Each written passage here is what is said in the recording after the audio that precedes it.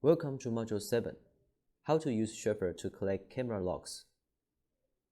When your camera encounters some issues, VivoTech support team may request you to provide the camera configuration and the system reports, because those files contain some critical information for troubleshooting. If this is the case, there's a function in Chauffeur can help you to achieve that. This video shows you how to use Chauffeur to collect the camera logs. Now go Chauffeur and find the cameras. In your left hand side, you will see this button. Click it and click the Config and Debug. And click the Export Now. Select a local folder in your PC. Then Chauffeur will start to export the logs.